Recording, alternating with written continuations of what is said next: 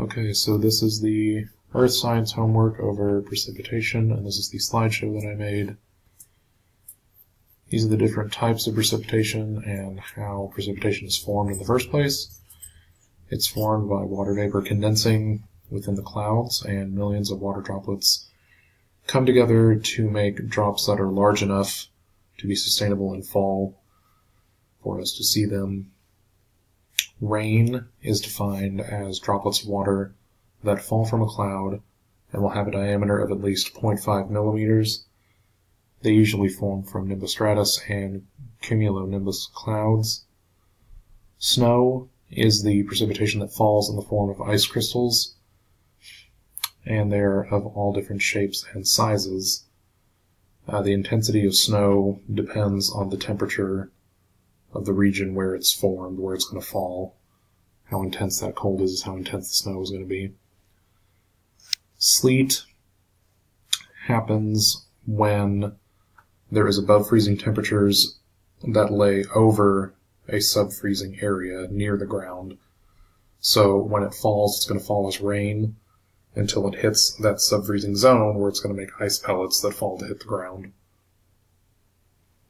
Hail is the hard round pellets of ice that fall from the sky that can damage houses and cars.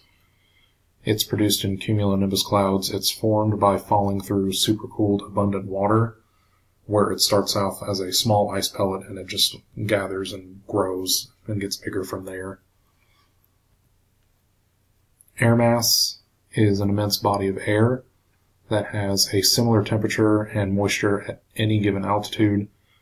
Wherever it moves, it takes those conditions with it, so it maintains its temperature and its moisture pretty much wherever it travels to. The reason that Oklahoma is susceptible to tornadoes is mostly because of our location. The cold air up north in Canada will clash with the Gulf air that we receive that is much warmer, and when they collide, it makes it very easy for tornadoes to breed in that environment. And air lifting. So when air is lifted, it expands and it cools. And when the air is lifted sufficiently, clouds will develop and saturation will occur. Orographic lifting. So the air is forced to rise over a mountainous barrier.